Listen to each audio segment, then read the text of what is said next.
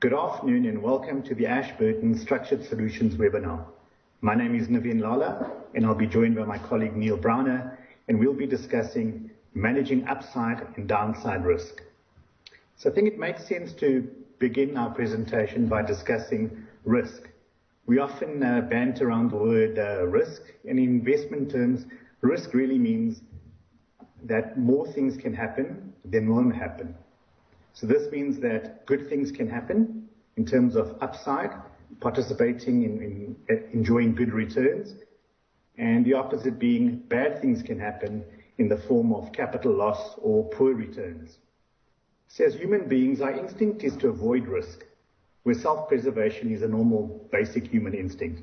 So when we hear the word risk or think about risk, we immediately think of it in the context of losing money. However, it is important to remember that risk and return are two sides of the same coin, and the reason all of us are involved in markets is for returns. So having said that, let's begin with a presentation and start off with where we are.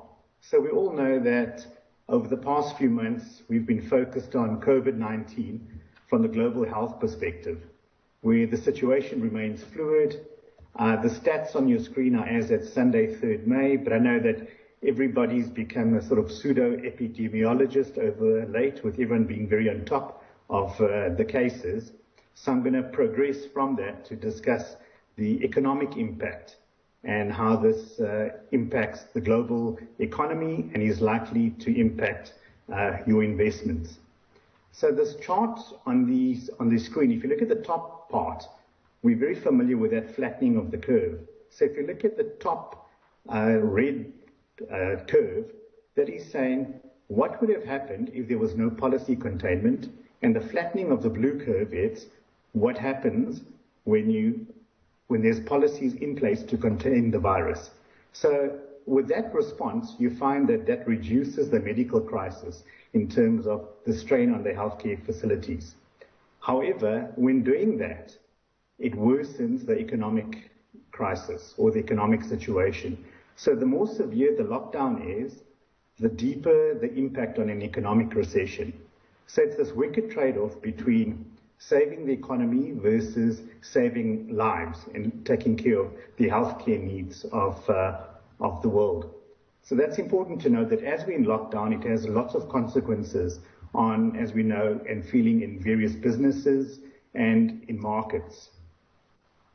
So before delving into how COVID impacts your investments, I thought we'd look at investments in terms of various scenarios. So we know that investing comes by its very nature, comes with uncertainty, like most things in life.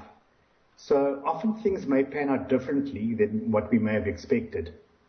And this is part and parcel of investing, where everyone's portfolios would have at some point in time positions of winners and positions of, or stocks in your portfolio or assets that are losers. What's critical though is that to endure outcomes that are different compared to what we've expected, that's when things haven't panned out the way we've expected, that our ability to absorb it and to endure it. So when things pan out right, that's fantastic. We enjoy solid returns. And when things don't pan out, it's not a train smash. So I've sketched out a few scenarios using a music playlist as a theme. So looking at what a COVID-19 playlist would be in exploring various scenarios of what the financial markets would do, and what and various views that you may want to implement as this crisis unfolds. So I'd start off with the Carpenters, with the first song being "We've Only Just Begun." And this scenario represents the view that there's more risk to come. So if we compare the COVID-19 crisis to the global financial crisis of 2009, during 2009 crisis, the economy shrunk by 0.1%, compared to COVID-19, where the IMF is expecting economies to contract by over 3%. So this lockdown, as you can see, is also expected to hit both developed and emerging economies, with virtually no economies being unscathed. I think to date there's over 3 billion people that are in lockdown. So that's shaving off a tremendous amount of economic activity, economic growth, and likewise financial returns. So if you look at the path to recovery, China was in lockdown first. They've come out of lockdown a few months ago. And while they've started on the path of recovery, we can see that since opening up from lockdown, they're still 30% below the pre-COVID levels from a consumer activity perspective. The US, however, is yet to bottom and still no clarity on that. So not surprising that this has culminated in the biggest quarterly drop in GDP in the US, looking at a minus 4.8% contraction for the quarter. And the US has shed 26 million jobs in this crisis compared to the global financial crisis where 22.6 million jobs were shed. So if you compare it, the US has shed 26 million jobs over the past few weeks compared to a total of 22 million jobs that it took for the economy to create from the start of from the end of the financial crisis to just before the onset of the COVID-19 crisis. So in essence, when you look at 26 million unemployed in the US, that's the population of Australia, being more people in the US unemployed than the entire population of Australia. So when we think about things in those contexts, it's quite bizarre that amidst this record unemployment and all of the uncertainty, that markets continue advancing, and we've seen markets being very buoyant. So a point that, I don't know if you listened to our global strategist a couple of days ago, Arno Lawrence, he's warned that in his presentation that markets have priced in too much optimism for the recovery. And I think that sort of plays into the scenario of those that are of the view that we've only just begun. The next scenario we're looking at is don't stop believing. And why would people or investors have that view? And that's largely because of the massive fiscal and monetary response that we've had by governments around the world and central banks.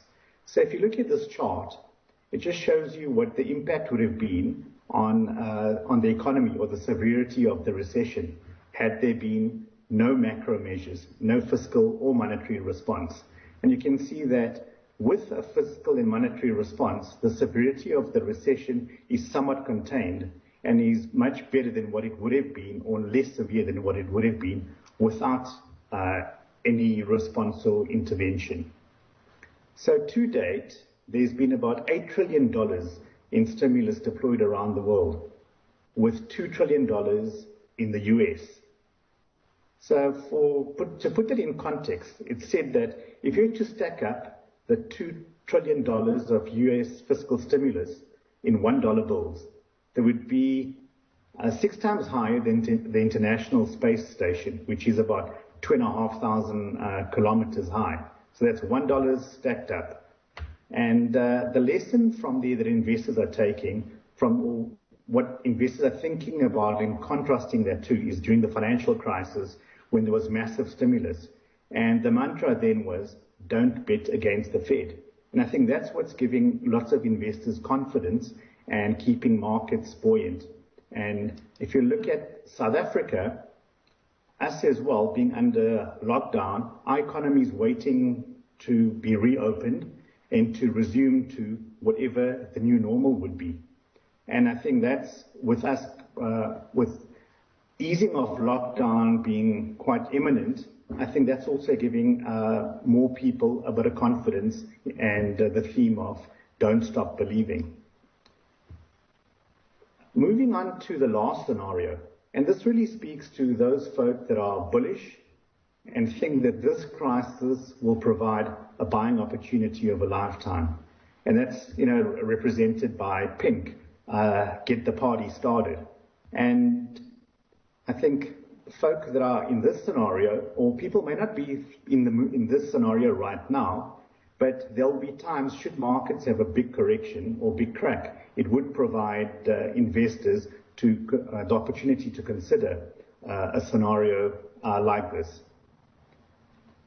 If we look at prior bull and bear market cycles, it's clear that not all bull and bear markets are created equally, where bull markets have lasted from around 2 years to over a decade in length.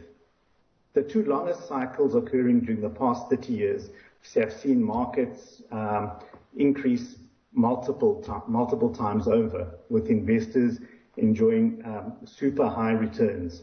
And if you think about the last or prior to the COVID crisis, we've been in an extended expansion phase where it's been in a bull market of over 11 years, which ended in March. And over that period, the S&P 500 experienced a return of more than 400% in price terms and close to 530% if you look at dividends being reinvested. So if you looking at the chart, you can see that bull markets last a long time, and the world has typically been over the past decade in the growth cycle with periods of contraction. However, these bear markets don't last forever. And if you look at the proportion of bull to bear markets, you'd think of it that if bull and bear markets were seasons, there'd be 11 months of summer out of the year. And that's just because we've had far more bull markets than bear markets.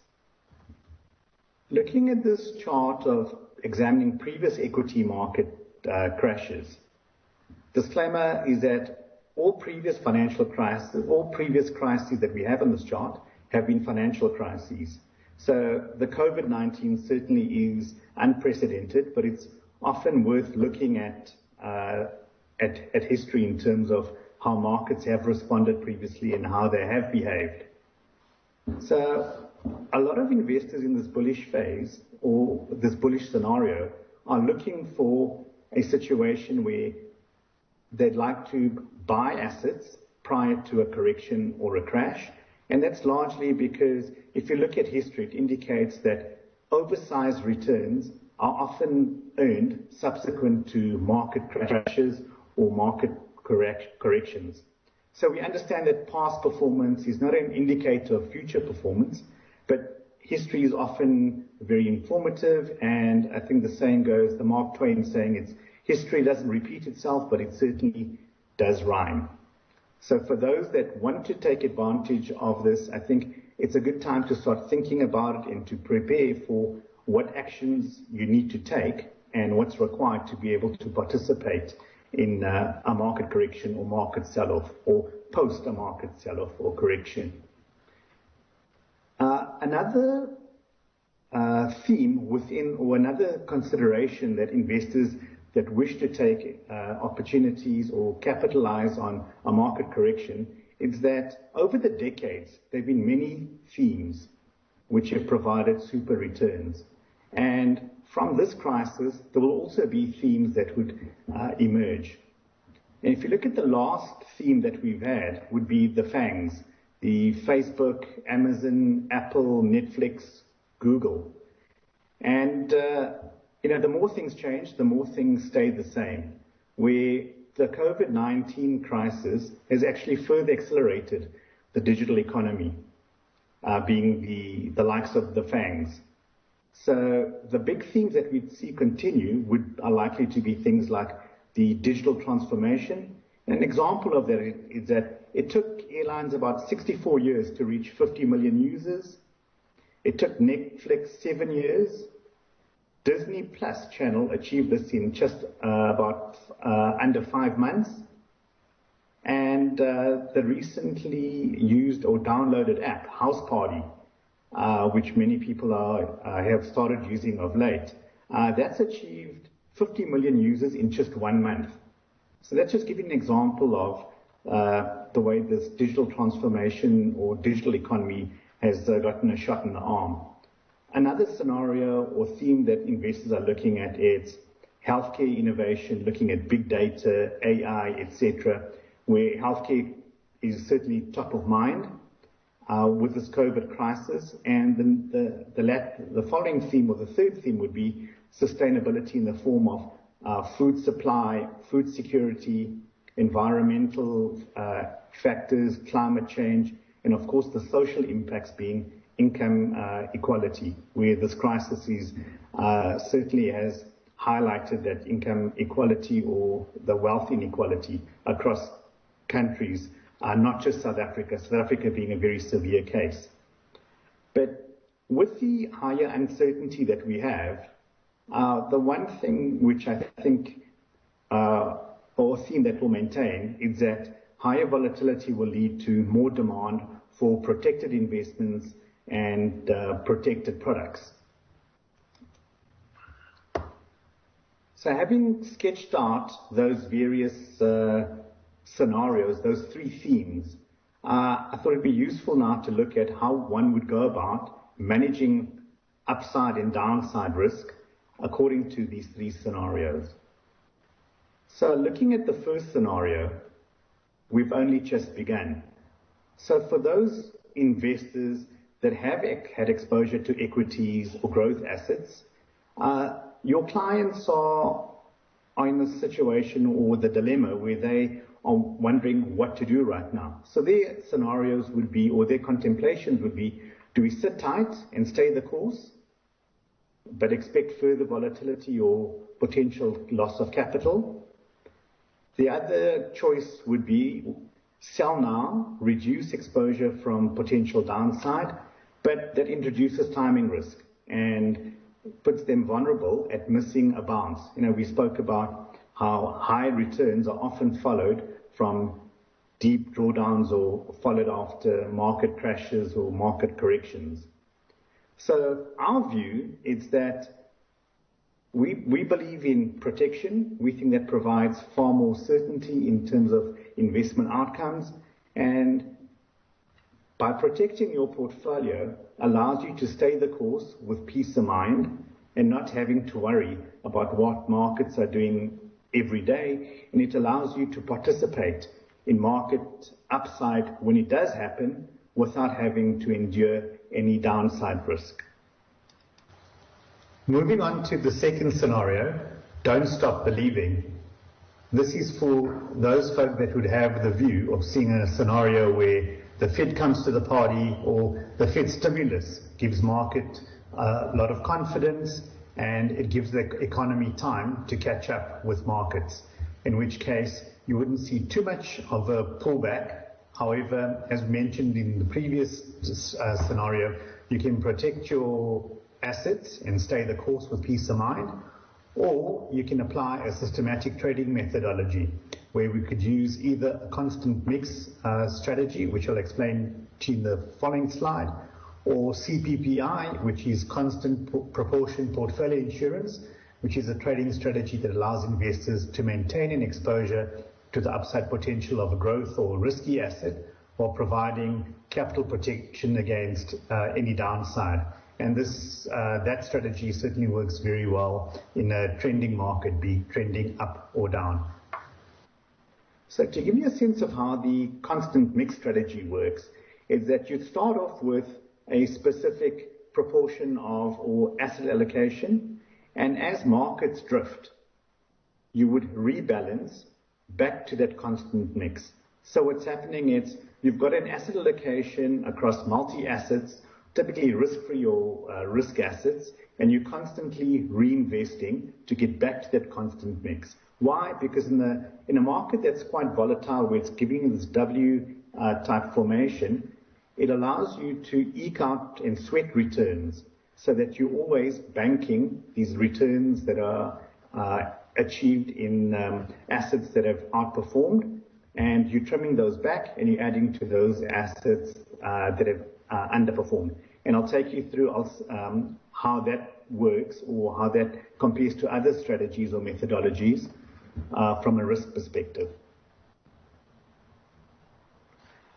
The third scenario for the bullish folk that would like to take advantage of a market correction or market crash, that would be to, number one, start off to invest via geared exposures. So you gear into existing assets using leverage or a liquidity enhancer, which we offer at Structured Solutions team, where your assets that you may require liquidity from, but may not want to sell out exposure, you can guarantee them and access liquidity through them. And with that liquidity that you access, you're able to utilize that for whatever you may, whatever investment you may need to you may wish to access. That could be either reinvesting into the same asset or diversifying into other assets, like we've often found investors leveraging of existing assets and gearing it into offshore assets. So that's one consideration. The second consideration is to look at using optionality or equity-linked notes, etc., which we offer, which you can have capital guarantees with various levels of equity participation and various levels of cap rates. So if the markets underperform, your capital is guaranteed. However, if the market does outperform or does perform well, you participate in that over whatever tenor of the structure, be it 3 years or 5 years. And then the last one would be looking at a systematic trading methodology, which we utilize in managing risk, both upside risk as well as downside risk in our various portfolios. To give an example of how these various risk methodologies or systematic methodologies work, I've sketched out just the difference between a buy and hold strategy, where you can see as asset prices go up, your incremental risk exposure would increase. We're looking at a CPPI methodology. As your asset price increases, you would increase your risk exposure, and as an asset price decreases, you would decrease your risk exposure. The important one to note is the constant mix portfolio. Because you are constantly rebalancing back to your constant mix or your target mix, your risk control is always consistent. So we think that in a sideways market where there's need for increased risk control and for you to be able to eke out returns from these WW-shaped markets where you want to sweat returns as much as you can, we think that's a sensible strategy. And if you compare these various strategies, on the chart on the table on the right, I've just given you a sense of how they compare during rising markets, sideways volatile markets, and declining markets. So very few of these strategies perform well during sideways volatile markets, and that's why we've highlighted the constant mix strategy as that performs well relative to the other strategies. We also work closely with investors in terms of working out when is the best time to have a particular strategy in terms of a constant mix strategy, and when is it a good time to transition towards a CPPI strategy. So we're quite flexible and adaptive in our strategies, and we can assist you in terms of working out which strategy is best suited to your clients. I thought I'll just also give you a refresher on the various protection capabilities we offer. So looking at the one on the left, that would be a fixed ZAR guarantee that we'd offer, where your capital would be guaranteed. We offer between 100% capital guarantees and 90% capital guarantees. And as your portfolio increases, those capital guarantees would be rolled up on the anniversary of that. So on a one-year basis, we roll over those guarantees, and that's useful for investors that want to guarantee their capital. For those investors that want to protect their capital as well as the gains made, we would advocate the look-back guarantees, where as your portfolio increases, your protection level rolls up, and you're always protecting 80% of the highest level which your portfolio has achieved since investing. So this is looked at, you can either roll it up on a daily basis or monthly or whatever is suitable for your client's needs. So by way of example, it's if your portfolio on day one was 100 Rand, your guarantee would be 80% of that 100 Rand, which would be 80 Rand. On the following day, if the portfolio moved to 110 Rand in value, your highest value would be 80%, being 88 Rand. If the portfolio the subsequent day declined back to 100 Rand, your 80% protection level will still be at 88 Rand. And we think that's also a sensible strategy to look at, as it protects both capital as well as gains.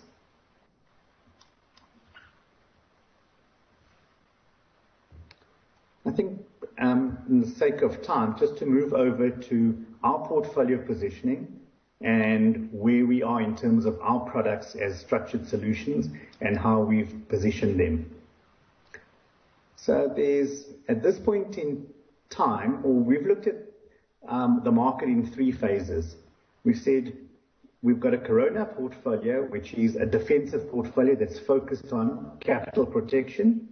And it's where a lot of our portfolios, where we provide capital guarantees, we've applied that approach, and we've reduced growth exposure, risk exposure significantly, and that's been in the first phase. So we've got a lot of powder dry to be able to not worry about capital protection, and we're now in phase two, where we're looking at selective opportunities on how we can re-enter the markets or increase our exposure to markets, be it equities or fixed income. And with that, we're looking at there's various approaches we're looking at in terms of how we achieve that. But at this point in time, our portfolios remain in the defensive, and we're looking for opportunities to move into phase two. And I think after that phase, we'd be looking at phase three, which would be a more normalized portfolio in whatever the new normal is. So how are we evaluating this to transition from phase one to pulling the trigger on phase two? So our teams are looking at various levers that we can pull. One of the benefits of having a medical doctor in the team is that we've got a specialist that understands the medical aspects and the medical indicators that relate to potential or progress being made on cures or vaccines, which would be very positive for markets in terms of a relief rally.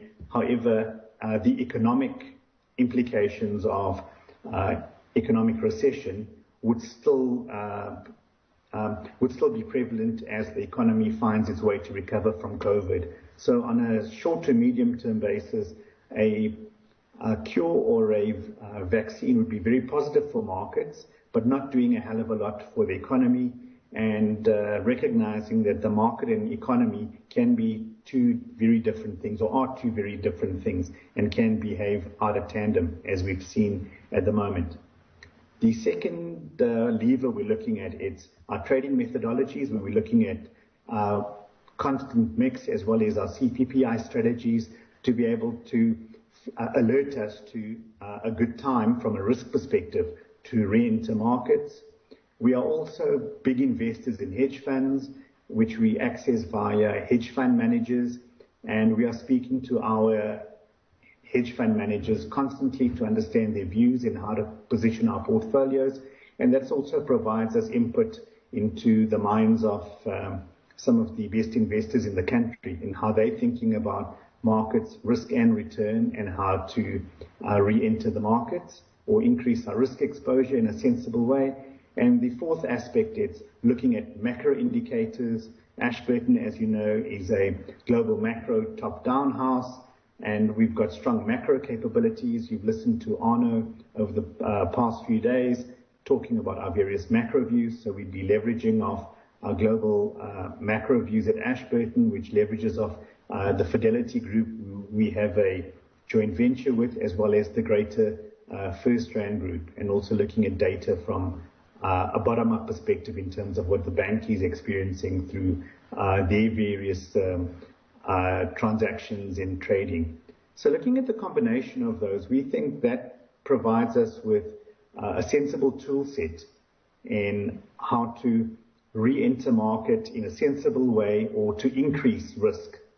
And that would be in a scenario where we've had a market correction or a crash, or when there's far greater visibility in terms of the direction of travel, in terms of the economic recovery.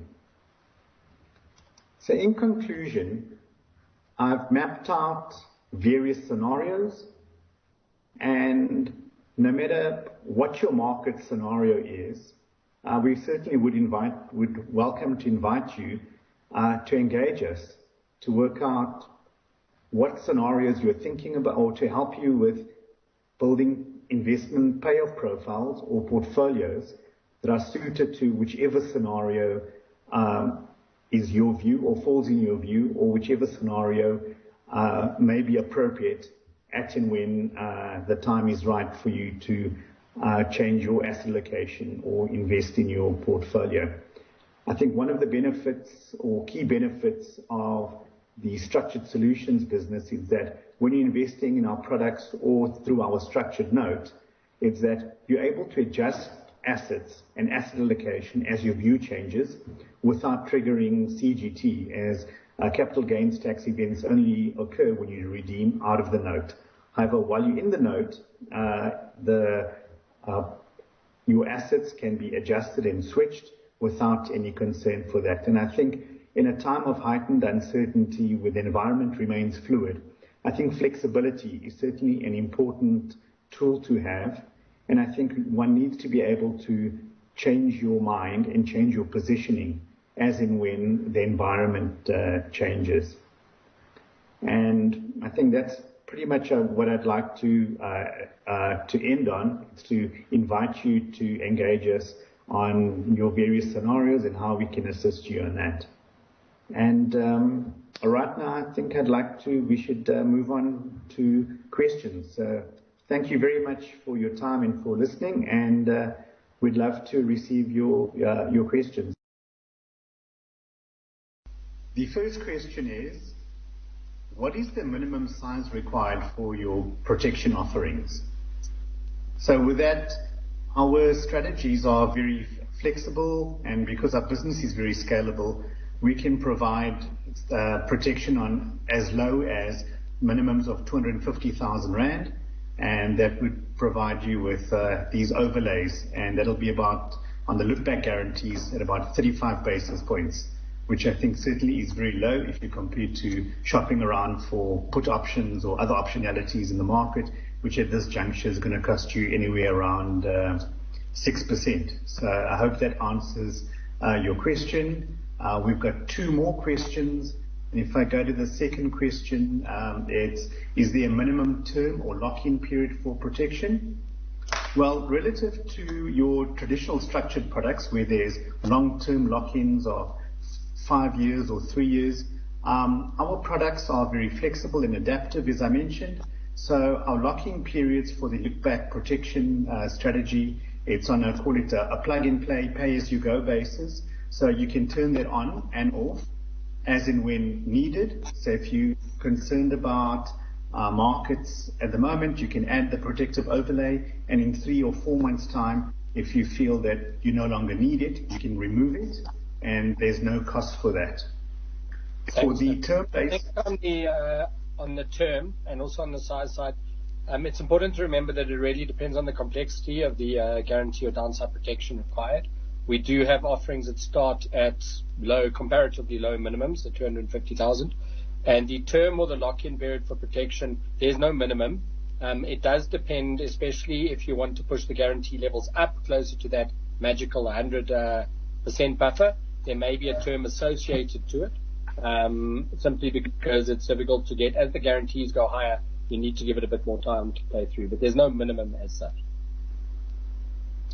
And if you go to the third question, or the last question so far, it's is there a cost to unwind protection or a guarantee? So again, as mentioned, our strategies are flexible and adaptive. So on the 80% look-back protection, you can remove that whenever you don't need it and add it back on as many times and remove it as you desire. However, for the term-based protection, as Neil had mentioned, if it's on a 1-year term-based strategy or protective strategy, there's some cost that may need to be absorbed to unwind it, but they would be minimal. So it just all depends on where pricing is at that point in time. I'm just looking at our screen. I see there are no more questions coming through. So we don't want to take too much of your time. And just wanted to thank you very much for your ongoing support and to thank you for your time and listening to us. And if there's anything we can assist with, please don't hesitate to contact us. Hang on. Navin, there is an additional question that's popped up over here. How would retirement funds benefit from the strategy? So I think that's an important setup. Obviously, with retirement funds, limiting drawdowns, especially as you get closer to retirement, becomes paramount. But at the same time, especially with us being underfunded in the retirement space as a general rule and across as a country, I think it's important to allow clients to have as much exposure to the market as possible to gain the growth. What we have done in there is adaptive strategies that allow you exposure to the market when it's going up. So in other words, giving the clients the best chance for market return, but having a decreasing risk tolerance, which effectively means we limit the amount that we allow the portfolios to drop. So that has a benefit over traditional life staging in the sense that you're giving the clients who may be underfunded the best chance in the market while still limiting the risk and the ability to lose too much, which obviously is important as they're approaching retirement. And that allows them to get a good balance for you and is far more adaptive to the market than simple blanket market staging. Life staging. Yeah, I think retirement funds in general, like all of our investments, have a lot of weight or reliance on diversification. The challenge has been over the past few years, 5 years in fact, has been that there's been this convergence of returns. So irrespective of which asset class you've picked, there's been little opportunity to get the full benefits of diversification. When all your assets are doing the same thing in terms of drawdowns or underperformance, the benefits of diversification are quite muted. And I think that's when an overlay strategy really comes to the fore, because it doesn't matter what the various asset classes are doing. You've got this protection overlay that's going to protect you irrespective of what those asset classes do. So I think definitely that certainly can assist pension funds as well as your contractual long-term pension savings. And I think that last point is that it's not necessarily one strategy. I think there's no one size fits all. You need a partner that can look at market conditions, that knows all the various strategies, knows where they're strong and where they're weak. As outlined in the presentation, there's no one strategy that works in every market condition. If there was, it would just be published on the website. So you really need to be able to, and especially as your members in a retirement fund approach different stages of their life, you need something that can apply various overlays and various risk profiles over there. So it is something we work with quite extensively in terms of our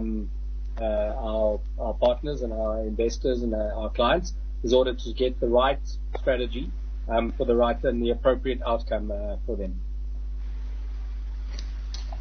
Okay, perfect. I think just refreshing the questions, and I think that's about it.